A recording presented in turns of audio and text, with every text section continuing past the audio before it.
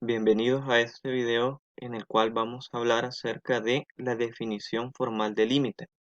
Para comenzar, vamos a establecer las letras griegas delta y epsilon que representarán números positivos arbitrarios. Bueno, para comenzar, decir que el límite cuando x tiende a de la función f sea igual a L significa que f de x puede hacerse tan cercana a L como se desee, siempre que x sea suficientemente cercana, pero no igual al valor de a. Decir entonces que la función f de x difiere de L en menos que un epsilon significa que la función va a ser mayor que L menos epsilon y menor que L más epsilon. O de una forma equivalente, la distancia entre f de x y L va a ser menor que epsilon, por lo que se puede decir que f de x se encuentra en el intervalo L menos epsilon, L más epsilon, como se puede ver en la gráfica. ¿Qué es esta gráfica? Es decir, que f de x se va a encontrar en este intervalo, L más epsilon, L menos epsilon.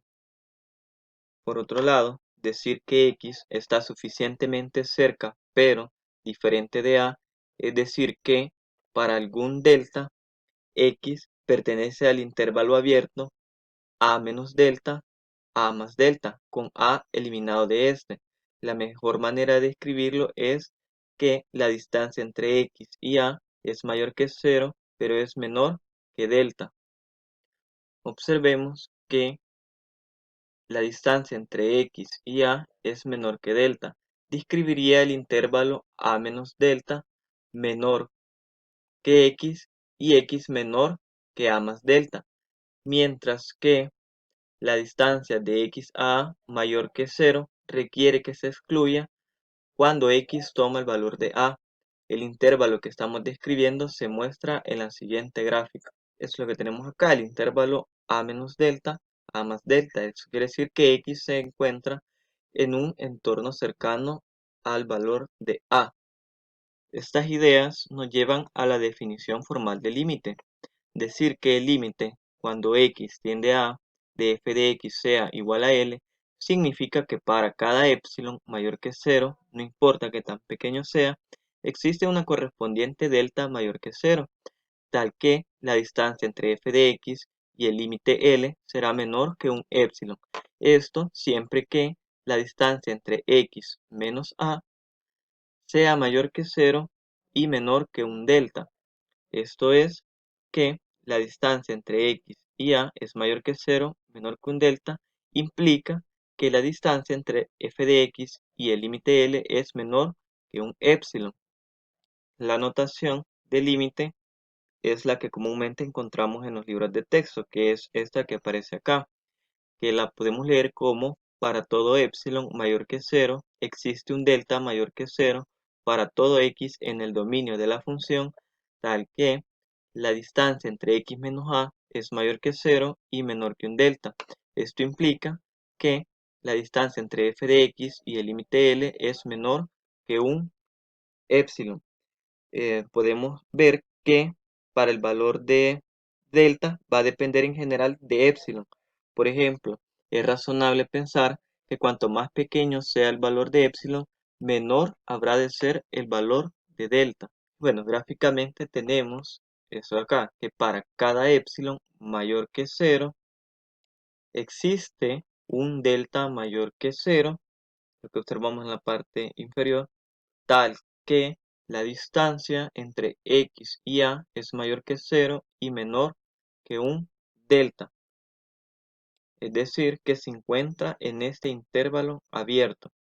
Eso implica que la distancia entre f de x y el límite L será menor que un epsilon. Luego de la vista gráfica, vamos a realizar un ejemplo para que quede un poco más claro. Y tenemos acá: demuestre que el límite cuando x tiende a 4 de 3x menos 7 es igual a 5.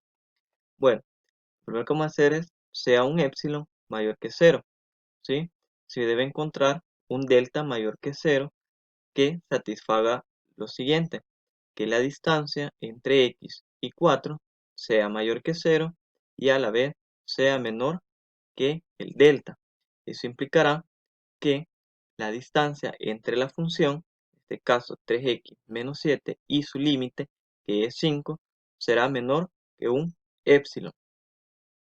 Ahora, tomando esta desigualdad, tenemos que la función diferida respecto a su límite es menor que un épsilon. Ahora operamos.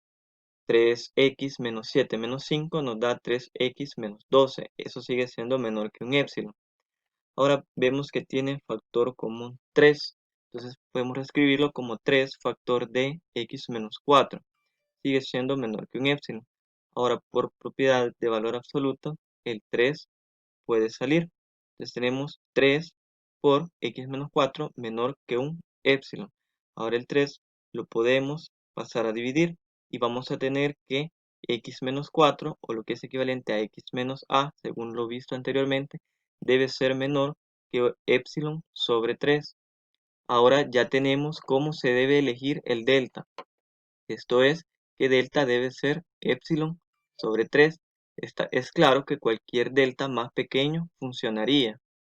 Es decir, que dado épsilon mayor que 0 y delta debe ser tomado como épsilon sobre 3, entonces la distancia entre x y 4 es mayor que 0 y menor que delta. Eso implica que la distancia entre la función y su límite es menor que un épsilon. Pero vimos que la función menos su límite lo podíamos escribir como 3 factor de x menos 4 menos un épsilon. Y sabemos que la distancia entre x y 4 es menor que delta, por lo que 3 por el valor absoluto de x menos 4 es menor que 3 delta. Luego introducimos el 3 y tenemos 3x menos 12. Eso sigue siendo menor que 3 delta. Ahora, si reacomodamos, podemos formar 3x menos 5 menos 7. Pero nosotros encontramos que el delta debe ser tomado como un épsilon sobre 3. Entonces, tenemos la expresión.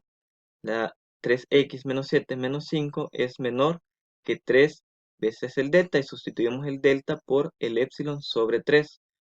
Ahora, al efectuar esta operación, nos quedará que la función 3x menos 7 menos su límite 5 es menor que un épsilon.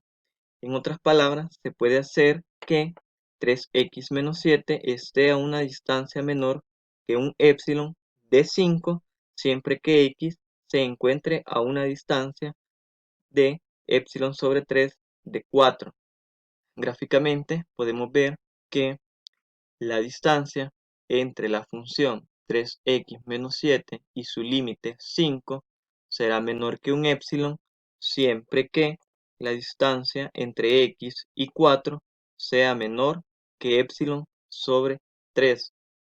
Podemos ver que la función queda encerrada o delimitada en este rectángulo de acá. Bueno, eso es todo por este video.